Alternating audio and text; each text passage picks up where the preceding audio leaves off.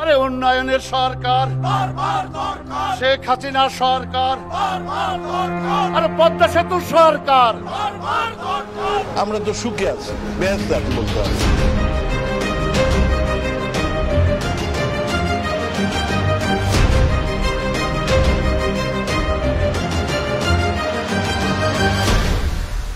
এখন টাকা পয়সা নাই, সেরানা পয়সা নাই, এখন আদত আমার।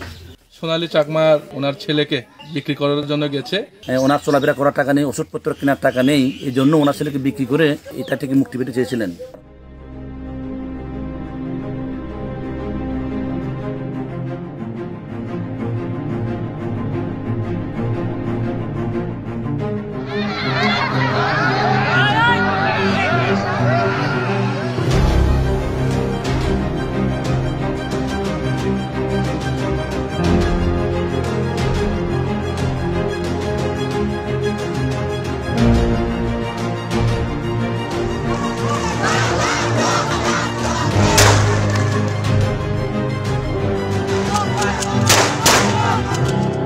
শেখ হাসিনা পালিয়ে গেছে, শেখ হাসিনা নাই, শেখ হাসিনা চলে গেছে, শেখ হাসিনা পালায় না।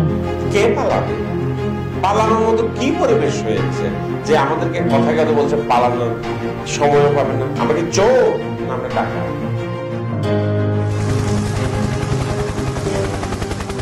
সুশাসন তো দূরের কথা, দুঃশাসনের চূড়ান্ত একটা রূপ। গাল গল্পে ভরা একটা মিথ্যা শাসন ব্যবস্থা। এই যে একদল মানুষ অনেক বেশি ধনী হয়ে গেল। একজন পিয়ন যে কিনা 400 কোটি টাকা নিয়ে গেছে, তাহলে পিয়নকে যারা পরিচালনা করতো তাদের কি হতো? পুরো জিনিসটি আসলে একটা লুণ্ঠন প্রক্রিয়া, যেটা স্টেট এখানে তার সমস্ত ধরনের এফোর্ট দিয়ে তার আশেপাশের লোকজন, তার প্রভাবশালী নেটওয়ার্ককে অ্যাকোমোডেট করেছে। এথিক্স, মোরাল কোনো কিছু কাজ করতেছিল না। ল এনফোর্সমেন্ট থেকে শুরু করে সবাই ইনভলভ হয়ে যায়। তখন তো অ্যাকচুয়ালি ইন্ডিভিজুয়ালি কারোর কিছু করার থাকে না। সকালবেলা ঘুমের থেকে উঠেনি কিন্তু একটা বয়ান দিতেন যে আমি এত উন্নয়ন করেছি। বিভিন্ন আর্থিক প্রতিষ্ঠান, ব্যাংক, এসব প্রতিষ্ঠান থেকে টাকা সরিয়ে নিয়ে এগুলো আত্মসাৎ করা হয়েছে। 10 টাকার কাজ হয়েছে 100 টাকায়, 100 টাকার কাজ হয়েছে 1000 টাকায়।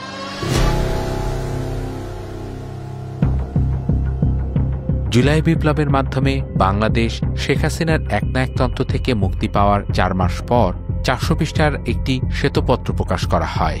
আন্তর্জাতিক খ্যাতিসম্পন্ন অর্থনীতিবিদ ডক্টর দেবপ্রিয় ভট্টাচার্যের নেতৃত্বে 12 সদস্যের একটি স্বাধীন কমিটি এই শ্বেতপত্র প্রকাশ করেন।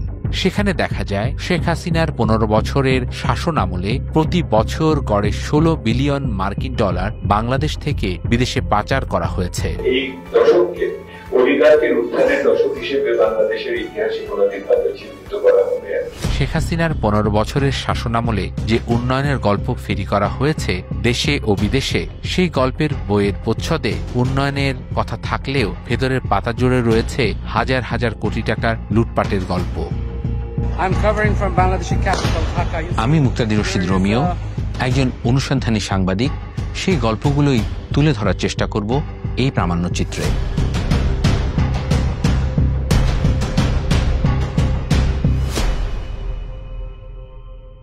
ব্যাংক ডাকাতি বলতে আমরা যেটা বুঝি, একদল সশস্ত্র ডাকাত ব্যাংকে গিয়ে ডাকাতি করে। তবে শেখ হাসিনার রাজত্বে বাংলাদেশে ব্যাংক ডাকাতি শব্দটির এক অভিনব সংস্করণ দেখা যায়, যেখানে সম্পূর্ণ রাষ্ট্রীয় সুরক্ষায় ও পৃষ্ঠপোষকতায় একের পর এক ব্যাংক দখলের ঘটনা ঘটতে থাকে।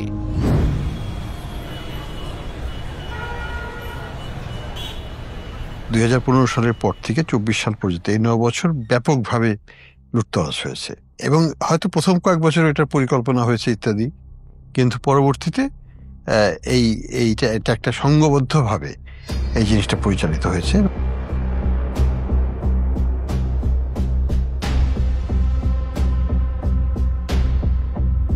খুব সরাসরি ধরেন এস আলমের হাতে 10টা-11টা মিলে ব্যাংক আর্থিক প্রতিষ্ঠান ছিল, এবং টাকা ছাপিয়ে যে সমস্ত ব্যাংকে অর্থ দেওয়া হয়েছে তার মধ্যে তার প্রতিষ্ঠান সবচেয়ে বেশি। 2017 সালের আগে এস আলম একজন সাধারণ ব্যবসায়ী ছিলেন। এতগুলো ব্যাংক দখলের পর এস আলম গ্রুপের বর্তমানে সম্পদের কোনো সীমা পরিসীমা নেই। ইসলামী ব্যাংক 2017 সালে যখন দখল করা হলো, এবং সে দখল করা হলো, সেটা একটা রাষ্ট্রীয় পৃষ্ঠপোষকতায় দখল করা হয়েছে। সেই পৃষ্ঠপোষকতাকে অনুমোদন দিতে হয় বাংলাদেশ ব্যাংকে। বাংলাদেশ ব্যাংকের তৎকালীন গভর্নর রাত 10টা পর্যন্ত সেন্ট্রাল ব্যাংকে অফিসে বসেছিলেন, কারণ ওখান থেকে ইসলামী ব্যাংক দখলের সমস্ত প্রক্রিয়া শেষ হওয়ার পরে এটা কেন্দ্রীয় ব্যাংকের অনুমোদন লাগবে, তিনি অনুমোদন দিবেন, সেজন্য বসেছিলেন। মানে কিনে যেটাকে হস্তক্ষেপের মাধ্যমে করা হয়েছে তা নয়, এটাকে বলপূর্বক অধিগ্রহণ করে আমাদের রাষ্ট্রযন্ত্রের যেমন ডিজিএফআই এবং অন্যান্য প্রশাসনিক ইয়েদেরকে ব্যবহার করে অস্ত্রের মুখেই এই ব্যাংকগুলোকে তারা দখল করে নেয়। আওয়ামী লীগের রাজনৈতিক পৃষ্ঠপোষকতায় দখলকৃত ব্যাংকগুলোর মধ্যে অন্যতম ইউনাইটেড কমার্শিয়াল ব্যাংক বা ইউসিবি। 1984 সালে প্রতিষ্ঠার পর 1993 সালে প্রতিষ্ঠাতা পরিচালক হুমায়ুন জহিরকে হত্যা করা হয়। আব্বার যে অ্যাসোসিনেশন, সেখানে আপনার আওয়ামী লীগের একজন নেতা জড়িত ছিল এবং পরবর্তীতে দেখা গেছে যে সে দেশের বাইরে চলে যায়, পালায় যায় সে।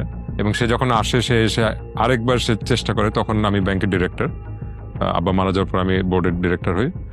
তো সে আপনার বোধহয় 99 সালেও সে এবং তার ছেলে মিলে আমাদের ব্যাংক দখল, আমরা বোর্ড মিটিং করছিলাম এবং সেখানে সে ঢুকে যায় ব্যাংক দখল করার চেষ্টা করে। আলটিমেটলি সেটা সে পারে নাই, বাট সে আবার 2013-14 দিকে আবার সে ফেরত আসে এবং সে মারা যাওয়ার পর তার ছেলেকে মন্ত্রী করা হয় আওয়ামী লীগ সরকারের। তো এরপরে সে প্রতিমন্ত্রী, মন্ত্রী সবগুলো পদই করে এবং দেখা যায় যে 2018-তে এসে সে ব্যাংকটার পুরোপুরি দখল নেওয়ার চেষ্টা করে এবং আমাদেরকে বাধ্য করে বের হয়ে যাওয়ার ব্যাংক থেকে আর কি। তো 2018 জুনে আমি রেজিগনেশন দিয়ে আমি বের হয়ে চলে আসি।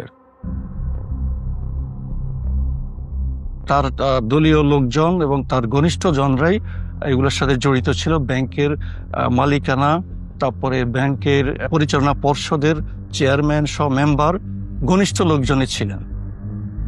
পরবর্তীতে আমরা যেটা দেখি যে এই টোটাল সেক্টরটাই ম্যাস লুটিং এর একটা ইন্ডাস্ট্রিতে পরিণত হয় আর কি। ব্যাংক দখলের মাধ্যমে রাষ্ট্রীয় মদতপুষ্ট অলিগার্করা ঋণের নামে হাজার হাজার কোটি টাকা আত্মসাৎ করতে শুরু করে। তথাকথিত নির্বাচনে যেসব নেতাকর্মী, সমর্থক ও বুদ্ধিজীবীদের আওয়ামী লীগ নমিনেশন দিতে পারত না, তাদের সান্ত্বনা পুরস্কার হিসেবে বিভিন্ন ব্যাংকের পরিচালকের পদে বসিয়ে এই লুটপাটের সুযোগ করে দেয় দলটি। সরকার যে ঋণ খেলাপের যে হিসাবটা প্রকাশ করে, এটা আসলে সঠিক নয়। 2019 সালে IMF যখন একটা রিপোর্ট দিল, সেখানে তারা বলল বাংলাদেশ অনেক বেশি ঋণ খেলাপের তথ্য লুকিয়ে রাখে। এই লুকিয়ে রাখাটা কত সেটা আমরা জানতাম না। এখন যেমন নতুন গভর্নর আসার পর তিনি আর লুকাচ্ছেন না, সুতরাং আমরা দেখছি যে ঋণ খেলাপি এখন 21% চলে গেছে। সেটা খুবই মহাবিপজ্জনক। কিন্তু এখন আমরা কাগজে কলমে 21%, তখনও এরকমই ছিল, কিন্তু আমরা লুকিয়ে রেখেছিলাম। তারা বিভিন্ন প্রকল্প দেখিয়েছে যেগুলি ভুয়া, আসলে বাস্তবে কোনো অস্তিত্ব নেই, ভুয়া প্রতিষ্ঠানও দেখিয়ে ঋণগুলো তারা সরিয়ে নিয়েছে। ব্যাংকগুলো দখলের পাশাপাশি আর্থিক খাতের বিভিন্ন প্রতিষ্ঠান ও শেয়ার বাজারের সম্পূর্ণ নিয়ন্ত্রণ চলে যায় আওয়ামী লীগের শীর্ষ নেতৃত্ব ও তাদের ঘনিষ্ঠ সহযোগীদের দখলে। সেখানেও শুরু হয় আওয়ামী তন্ত্রের লাগামহীন লুটপাট ও অর্থ আত্মসাতের এক নজিরবিহীন উৎসব। গত 15-20 বছরে আমরা যেটা দেখলাম সেটা হচ্ছে যে ব্যাংক এবং শেয়ার বাজারের মাধ্যমে অবৈধ অর্থ উপার্জনের একটা বড় সুযোগ বা ক্ষেত্র তৈরি করা হয়েছে। ক্ষুদ্র বিনিয়োগকারী ক্ষতিগ্রস্ত হয়, কোনো বিনিয়োগকারী ছাড়া কোনো কোম্পানি ক্ষতিগ্রস্ত হয় না। সর্বপ্রথম তারা ধ্বংস করেছেন তারা সিকিউরিটি এক্সচেঞ্জ কমিশন, সর্বপ্রধান যে নিয়ন্ত্রণ সংস্থা।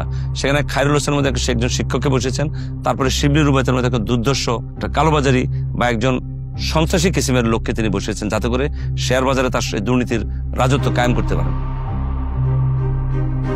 একের পর এক বাজে নিম্নমানের আইপিও গুলো আসতে শুরু করলো। ভুয়া তথ্যে ভরা ছিল ব্যালেন্স শিট। অডিটর গুলো কিছু না দেখে স্বাক্ষর করেছেন। ইস্যু ম্যানেজার যা কিছু জাল জোচের তথ্য দিয়ে ইস্যু ম্যানেজমেন্টটা তৈরি করেছেন, প্রসপেক্টাস ছাপিয়েছেন, অসংখ্য পরিমাণে টাকা জমা না দিয়ে ভুয়া প্লেসমেন্ট ইস্যু করা হয়েছে। বিনিয়োগকারীকে নিঃস্ব করবার একটা মাস্টার প্ল্যান তখন থেকে শুরু হয়। শিবলি রুবায়তের সময় এসে কিন্তু আপনি দেখবেন ঢাকা শহরে প্রায় 59টি নতুন করে ট্রেক ইস্যু করা হয়। যে ট্রেকের বাজার মূল্য 15 কোটি টাকা, সেই ট্রেকগুলো ইস্যু করা হয় 1 কোটি টাকা করে নামমাত্র মূল্যে আওয়ামী লোকদের মাঝে ইস্যু করা হয়। তার বিরুদ্ধে অভিযোগ হলো তার অ্যাকাউন্টে টাকা পাওয়া গিয়েছে 1,92,00,000 টাকা। প্রতারণার আশ্রয় নিয়ে আসামি শিবলি রুবায়তুল ইসলাম 1,92,00,000 টাকা ঘুষ গ্রহণ করে। আমরা আমাদের তদন্তে পেয়েছি এই যে বেক্সিমকো গ্রুপের Salman F Rahman 83 million US ডলারের একটি তদন্ত আমরা করছি। এটি কিন্তু জনগণের টাকা এরকম বাইরে চলে গেছে, শেয়ার বাজার কেলেঙ্কারির মাধ্যমে চলে গেছে। ক্যাপিটাল মার্কেটের আরেকটা অংশ হচ্ছে অ্যাসেট ম্যানেজমেন্ট কোম্পানি, যেটাকে যারা মিউচুয়াল ফান্ডগুলিকে ম্যানেজমেন্ট করেন। সেখানে বেশ কিছু মিউচুয়াল ফান্ডের কাছে 8-10 হাজার কোটি টাকা ছিল। এই টাকাটা বিভিন্ন প্রতিষ্ঠান এবং ক্ষুদ্র বিনিয়োগকারীর সমন্বয়ে গড়া একটি তহবিল, যে তহবিলটার ম্যানেজমেন্টের মাধ্যমে কথা হয়েছিল যে ক্ষুদ্র বিনিয়োগের স্বার্থ রক্ষা করে টাকাটা আরো বাড়বে। সেই মিউচুয়াল ফান্ডগুলোর মেয়াদি মিউচুয়াল ফান্ড ছিল, যেটাকে আমরা বলি 10 বছর মেয়াদি। আপনি বিস্মিত হবেন, পৃথিবীর সকল আইন কানুনকে ব্যত্যয় করে সেই মেয়াদি মিউচুয়াল ফান্ডকে তারা 10 বছরকে তারা 20 বছর মেয়াদি করেছে। সাবেক প্রধানমন্ত্রী শেখ হাসিনার পারিবারিক প্রতিষ্ঠান CRI ও সূচনা ফাউন্ডেশনে দুর্নীতির অভিযোগে সূচনা ফাউন্ডেশন নামে যে প্রতিষ্ঠান আছে তাদের লিগ্যাল একটা পার্সন তৈরি করা হয়েছে, তৈরি করে বিভিন্ন আর্থিক প্রতিষ্ঠান, ব্যাংক, এসব প্রতিষ্ঠান থেকে টাকা সরিয়ে নিয়ে এগুলো আত্মসাৎ করা হয়েছে। ফাউন্ডেশনের আসলে ফিজিক্যাল অস্তিত্বই আমরা পাইনি। এই প্রতিষ্ঠানকে CSR কিংবা অন্য কোনো নামে প্রচুর টাকা দিয়েছে। শেয়ার বাজার, ব্যাংক ও অন্যান্য আর্থিক খাতের প্রতিষ্ঠানগুলো দখলের পর নিজেদের দুর্নীতির পরিসর আরও বিস্তৃত করার পরিকল্পনায় আওয়ামী তন্ত্রের নজরে আসে দ্রুত বিকাশমান মোবাইল ব্যাংকিং খাত। সেই লক্ষ্যেই নগদকে কেন্দ্র করে তারা নতুন এক চুরির আখড়া গড়ে তোলে, যেখানে উদ্ভাবনী প্রযুক্তিকেও পরিণত করা হয় লুটপাটের আরেকটি মাধ্যম হিসেবে। নগদ প্রকৃত মালিক কে এটা কেউ জানে না। এটা কেমেন্স আইল্যান্ডের একটা প্রতিষ্ঠান, একটা ব্রিটিশ নাগরিকের নামে 52% শেয়ার দাবি করা হচ্ছে। কি করে হলো সে? তার সম্পদের উৎস কি এবং কেমেন আইল্যান্ড কেন, বাংলাদেশ নয় কেন? এগুলোর প্রশ্নের কোনো জবাব নেই। প্রথমত নগদের লাইসেন্স পাওয়ার কোনো যোগ্যতা ছিল না। পোস্টাল ডিপার্টমেন্টের কোনো স্বার্থ, সামর্থ্য, কারিগরি দক্ষতায়, আর্থিক সামর্থ্য কিছুই নাই, যেটার মধ্যে তারা একটা মোবাইল ফাইন্যান্সিয়াল সার্ভিস চালানোর মতো, যেখানে হাজার হাজার কোটি টাকা লাগবে, বিনিয়োগ করতে হবে আমাকে, সেই ধরনের প্রতিষ্ঠান চালাতে পারে। তাহলে এরা আসলো কোথা থেকে? সরকারি সব অনুদানের অর্থ শুধুমাত্র তাদেরকে দিয়েই বিতরণ করা হতো। ফলটা কি হয়েছে? আজকে আমরা দেখতে পাচ্ছি যে 1700 কোটি টাকার উপর শুধুমাত্র সমাজ কল্যাণ মন্ত্রণালয়ের থেকেই অর্থ তারা আত্মসাৎ করেছে। গরিবের মুখের দানের টাকা, সরকারের অনুদানের টাকা, সেটা তারা খেয়ে ফেলছে। তো তাদের নৈতিকতা নিয়ে আর কি বলার থাকে? কিছু সন্ত্রাসী অলিগার্ক যারা, তারাই কিন্তু এই নগদের হয়তো প্ল্যাটফর্মটা ইউজ করে জনগণের টাকাকে বাইরে নিয়ে গেছে। যে গরিবের টাকা, হকের টাকা, সেটা সরকার দিচ্ছে গরিব মানুষকে, সেই টাকাটা তারা ডাইভার্ট করে তারা নিয়ে গেছে বাইরে। আরো কি দেখেছি আমরা? ই মানি যেটা ক্রিয়েট করা হয়, ই মানি কখনোই ডেট ক্রিয়েশন হয় না। অর্থাৎ 1 টাকা জমা হলে আমি 1 টাকার ই মানি আরেকজনকে দেব। আমি যদি 1 টাকা জমা দিই, আপনার উদ্দেশ্যে আপনাকে 1 টাকা ই মানি দেওয়া হবে। সেখানে তারা 630 কোটি টাকার মতো তারা ই মানি এক্সট্রা ক্রিয়েট করেছে। এটাতে কি করেছে? ওটা তাদের বেতন ভাতা তাদের এগুলো মেটাচ্ছে তারা।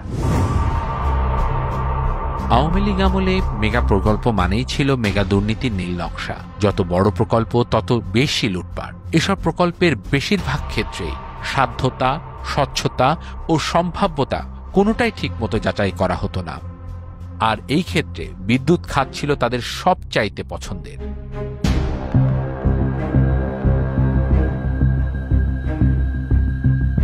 আপনি দেখবেন যে এই ধরনের প্রত্যেকটা মেগা প্রকল্পের সাথে আসলে আনবিলিভেবল লেভেলের লুটপাট, চুরি এবং দুর্নীতি এবং করাপশন হয়েছে। সবচেয়ে বেশি যেটা হচ্ছে সেটা অর্থ পাচার হয়েছে অনেক বেশি। কয়লা বিদ্যুৎ প্রকল্পগুলো যখন করা হলো তখন বলা হলো যে বাংলাদেশে প্রচুর বিদ্যুৎ লাগবে, বিদ্যুতের ফলে শিল্পায়ন হবে, কলকারখানা হবে এবং বাংলাদেশের মানুষের প্রচুর কর্মসংস্থান তৈরি হবে, একেবারে সিঙ্গাপুর হয়ে যাবে দেশ। প্রত্যেকটা কয়লা বিদ্যুৎ প্রকল্পের আপনি যদি খরচগুলো দেখেন, এগুলো করা হয়েছে পৃথিবীর সর্বোচ্চ খরচে। ফর এক্সাম্পল আপনি দেখেন মাতারবাড়ি বিদ্যুৎ প্রকল্প, এটার যে খরচটা হয়েছিল প্রায় $4 বিলিয়ন কাছাকাছি। সাধারণত আপনি $2 থেকে $2.5 বিলিয়ন মধ্যে একটা বিদ্যুৎ প্রকল্প হয়ে যাওয়ার কথা, সেখানে আপনার প্রায় ডাবল খরচে আমি করছি। এবং এই সময় কিন্তু বিভিন্ন পত্রিকা রিপোর্ট করেছিল যে হঠাৎ করে মাতারবাড়ি বিদ্যুৎ প্রকল্পের খরচ 10,000 কোটি টাকা বেড়ে গেল এবং সেটার কিন্তু কোনো জবাবদিহিতা নাই। হঠাৎ করে বেড়ে যাচ্ছে প্রকল্পের খরচ এবং সেটা জনগণ জানতে পারছে না কি কারণে প্রকল্পের খরচ বাড়ছে। রূপপুর পারমাণবিক বিদ্যুৎ কেন্দ্রকে আমরা বলি যে বালিশকাণ্ড নিয়ে একটা দুর্নীতির কথা আমরা সবাই বলি, কিন্তু জিনিসটা শুধু কিন্তু এই অল্প কিছু টাকার বালিশের মধ্যে সীমাবদ্ধ ছিল না। প্রায় 1 লক্ষ কোটি টাকার উপরে হচ্ছে আমার এই রূপপুর পারমাণবিক বিদ্যুৎ কেন্দ্রে খরচ হয়েছে, যেটাও কিন্তু পৃথিবীর মধ্যে আমি যদি হিসাব করে দেখি সবচেয়ে খরচবহুল পারমাণবিক বিদ্যুৎ কেন্দ্রগুলোর মধ্যে একটা। সারা বিশ্বে তো আপনি কোনো পাওয়ার প্ল্যান্টই করতে পারবেন না যদি আপনার ক্যাপাসিটি চার্জ না দেন। একটি পাওয়ার প্ল্যান্ট 20 বছর বা 10 বছরের জন্য আপনি নেবেন, তার যে অর্থ খরচ হবে প্রতিদিনে তার অর্থ খরচ দিবেন না। 2010 সাল থেকে বলা হয়েছিল যে কুইক রেন্টাল একটা খুবই ওয়েস্টফুল এবং ভয়ঙ্কর খরচবহুল একটা প্রকল্প, এটার ভিতর দিয়ে বিদ্যুতের দাম বাড়তে থাকবে এবং এটার ভিতর দিয়ে আমাদেরকে কুইক রেন্টাল কোম্পানিগুলোকে আমরা আসলে যেই ক্যাপাসিটি চার্জটা দিব সেটা এত বেশি যেটা আসলে বিদ্যুতের খরচটা আপনি কমিয়ে রাখতে পারবেন না, জনগণের জন্য বিদ্যুৎ এফোর্ড করা একটা বোঝা হয়ে দাঁড়াবে। কিন্তু এটা তো তখন সরকার শোনে নাই, বরং তখন খুব একচেটিয়া ভাবে কয়েকটা গ্রুপকে আমরা কুইক রেন্টালের লাইসেন্সটা দিয়ে দিলাম। আইডিয়াটা হচ্ছে যে তারা বেনিফিটেড হবে এবং বেনিফিটেড হলে অথবা তারা পার্টিকে কন্ট্রিবিউট করবে এবং আলটিমেটলি এটা একটা কন্ট্রোল ধরে রাখার জন্য একটা চেষ্টা আর কি। কুইক রেন্টাল সব বিদ্যুৎ বন্ধ করে দিত। এখন যতগুলি বিদ্যুৎ অন্তত আওয়ামী লীগ সরকার এসে এর মধ্যে দিয়ে দেখা গেল আজিজ খানের মতো এবং আরো কিছু গ্রুপ এখান থেকে বিশাল পরিমাণ টাকা, জনগণের পাবলিকের ট্যাক্সের টাকা বিদ্যুৎ উৎপাদনের নামে তারা লুটপাট করে তারা বিদেশের সর্বোচ্চ বড় লোকের তালিকায় তারা নাম লেখালো।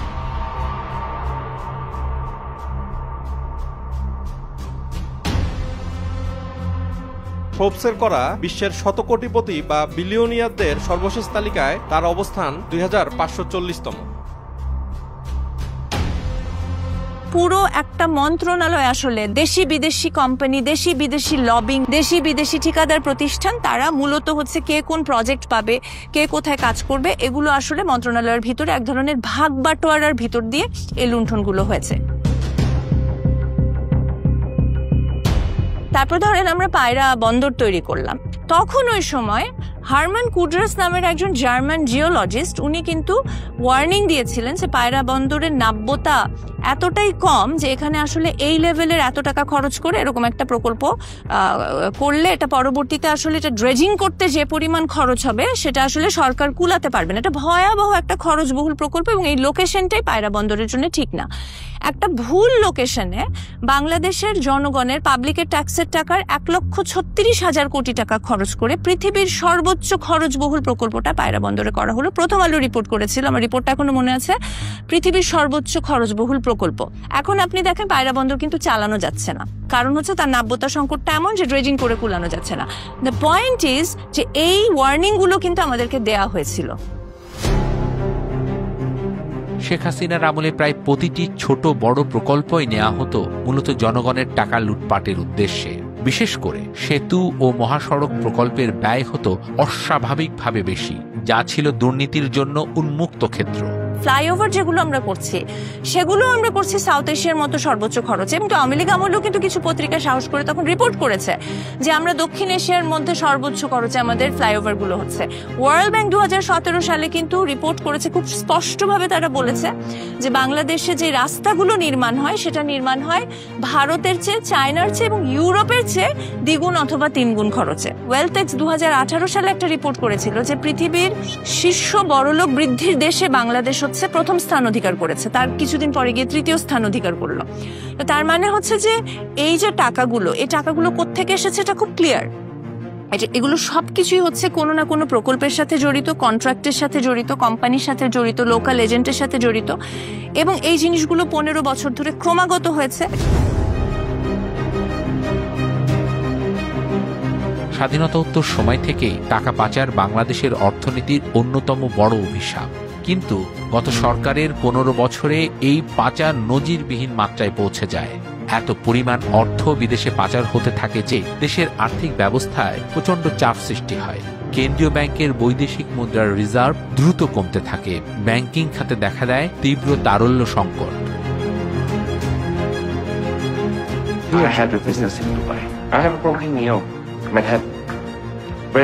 গত 15 বছর ধরে কিন্তু এখানকার যারা ব্যবসায়ী বা এখানকার যারা পুঁজিবাদী, যারা খুব ডিপলি কানেক্টেড ছিল আমাদের রাষ্ট্রের সাথে বা মন্ত্রী এমপিদের সাথে, তারা সমানে টাকা পাচার করেছেন। তারা সুইস ব্যাংকে টাকা রেখেছেন, তারা মালয়েশিয়াতে সেকেন্ড হোম কিনেছেন, তারা কানাডার বেগমপাড়াতে টাকা পাচার করেছেন, সেখানে বাড়ি করেছেন, তারা লন্ডন এবং দুবাইয়ের সবচেয়ে অভিজাত এলাকাগুলোতে জমি কিনেছেন। লন্ডনে অন্তত 3 জন বড় ব্যবসায়ী বা তাদের আত্মীয় স্বজনের সম্পদ প্রাথমিকভাবে জব্দ করা হয়েছে। সেই সম্পদ বাংলাদেশ ফেরত পাবে কিনা সেটা পরের হিসাব। আমার বাসায় কাজ করে গেছে পিয়ন, সে 400 কোটি টাকার মালিক। হেলিকপ্টার ছাড়া চলে না। রাষ্ট্রীয় অর্থ, জনগণের অর্থ, নাগরিকদের খেটে খাওয়া মানুষদের অর্থগুলোকে বাইরে পাচার করে লন্ডারিং করে নিয়ে যাওয়া হয়েছে। I also ordered in Harris, custom made. Takes 4 months. I bought them 3,000 pound each. Swiss ব্যাংকে যে ডিপোজিট গুলো রয়েছে তার ভিতরে বাংলাদেশিদের যেই সংখ্যা বা বাংলাদেশিদের যেই সম্পদের পরিমাণ সেটা ভারতকে ছাড়িয়ে গেছে। এবং এই নিউজগুলো কিন্তু আমরা তখন শুনেছি। 1971 সালের মহান মুক্তিযুদ্ধের মধ্য দিয়ে অর্জিত হয় আমাদের স্বাধীনতা। এরপর নানা চড়াই উতরাই পেরিয়ে 24-এর গণঅভ্যুত্থানের পর বাংলাদেশের জনগণ এখন এক নতুন অধ্যায়ের স্বপ্ন দেখছে। এমন একটি বাংলাদেশ যেখানে প্রতিষ্ঠিত হবে প্রকৃত আইনের শাসন এবং জনগণই হবে সকল ক্ষমতার উৎস। সরকার আর ফ্যাসিস্ট বা লুটেরা বাহিনীতে পরিণত হবে না, বরং হবে জনগণের সেবক ও তাদের জানমালের রক্ষণাবেক্ষণকারী। জনগণের যে একটা দাবি সেটা হচ্ছে যে আবার যেন কোনোভাবেই ক্লেপ্টোক্রেসি, অটোক্রেসি ফেরত না আসে।